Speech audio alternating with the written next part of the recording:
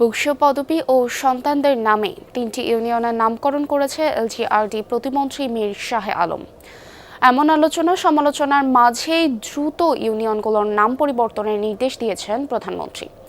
এরই মধ্যে প্রধানমন্ত্রীর দফতর থেকে চিঠিও পাঠানো হয়েছে। গত সপ্তাহে বগুড়ায় মীরবাড়ি সীমান্ত, দিগন্ত ও স্বর্ণগ্রাম নামে নতুন 4টি ইউনিয়ন গঠনের গেজেট প্রকাশ করা হয়।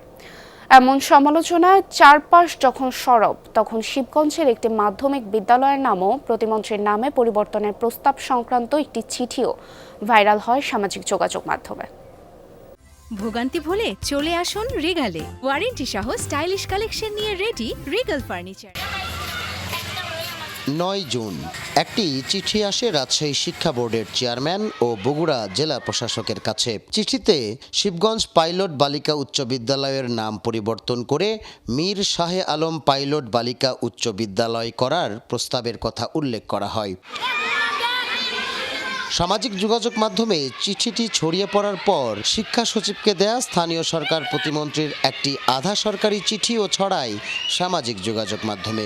1 জুন লেখা ওই চিঠিতে প্রতিমন্ত্রী শাহে আলম বলেন, মন্ত্রিসভার দায়িত্ব পাওয়ার পর অনেক শিক্ষা প্রতিষ্ঠানের নাম পরিবর্তন করে তার নামে করার অপচেষ্টা চলছে। এমন কোনো প্রস্তাব গেলে তা অনুমোদন না করার অনুরোধও জানান তিনি। স্থানীয়রা বলছেন, 53 বছরের ঐতিহ্যবাহী স্কুলটির নাম পরিবর্তন তারা চান না। প্রতিমন্ত্রী এলাকার উন্নয়ন নয়, নামকরণের উন্নয়ন করছেন, এমন মন্তব্যও করেন কেউ কেউ। এই নামের উন্নয়ন শিবগঞ্জের মানুষ চায় না। নাম আমাদের ঐতিহ্য, এটা থাকুক। এটার জন্য আমাদের স্কুলের ছেলে মেয়ে এবং প্রাক্তন যেগুলো ছাত্র ছাত্রী আছে তাদের নামের অনেক সমস্যা হবে। নাম দিল, সেখানে সে নিজেও বলতেছে জনগণের মতামত অনুযায়ী নাম দেওয়া হয়েছে, কিন্তু কার কাছ থেকে সে কোন জনগণের কাছ থেকে মতামত নিল এটা তো আমরা এখন পর্যন্ত বুঝতে পারলাম না। এর আগে 14 জুন বগুড়ার জেলা প্রশাসক স্বাক্ষরিত এক গেজেটে বলা হয়, শিবগঞ্জের আটমূল ইউনিয়নের একাংশ এবং কিচক ইউনিয়নের কয়েকটি মৌজা মিলিয়ে মীরবাড়ি ইউনিয়ন পরিষদ গঠন হয়েছে। একই গেজেটে পাশের মোকামতলার সৈয়দপুর ইউনিয়নের একাংশ ভেঙে সীমান্ত ইউনিয়ন এবং দেউলি ইউনিয়নের একাংশ ভেঙে দিগন্ত ইউনিয়ন গঠন করার কথা বলা হয়। এছাড়া উপজেলার ময়দানহাট্টা ইউনিয়নের একাংশ ভেঙে স্বর্ণগ্রাম ইউনিয়ন গঠন করার কথাও জানানো হয় ওই গণবিজ্ঞপ্তিতে। পারিবারিক পদবি আর মীর শাহে আলমের 2 পুত্র মীর সীমান্ত এবং মীর দিগন্তের নামের সঙ্গে নতুন ইউনিয়ন 3টির নামের মিল থাকায় গেজেট জনসম্মুখে আসার পর থেকেই সামাজিক যোগাযোগ মাধ্যমে শুরু হয় তুমুল আলোচনা। যদি ইউনিয়নটা করতেই চায়, ওই এলাকার যে জেনুইন নামটা, সেই নামটা দিয়ে করাই উচিত।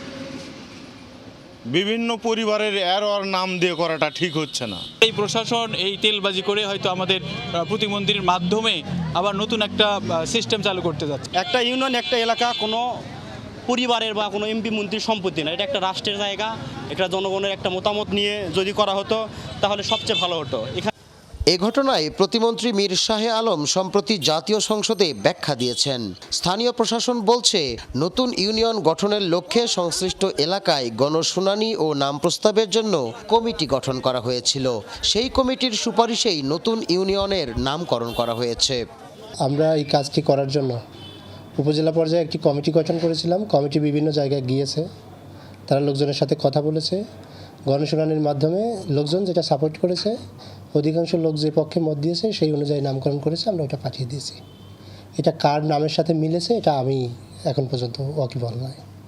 ইউনিয়ন পরিষদের নামকরণে পারিবারিকীকরণের অভিযোগ ওঠার পর শুক্রবার জেলা প্রশাসককে 3টি ইউনিয়নেরই নাম পরিবর্তনের নির্দেশ দিয়েছেন প্রধানমন্ত্রী তারেক রহমান। শিগগিরই নাম পরিবর্তনের প্রক্রিয়া শুরু হবে বলে জানিয়েছে জেলা প্রশাসন।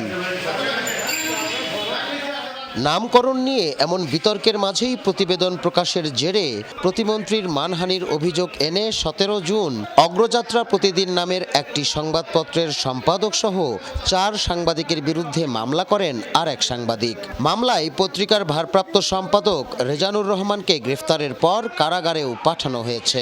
তবে প্রতিমন্ত্রীর দাবি, এই মামলা সম্পর্কে কিছুই জানা নেই তার। গ্রেফতারকৃত সাংবাদিকের দ্রুত মুক্তির আশাও করেন তিনি। মেহেরুল সুজন, যমুনা নিউজ, বগুড়া।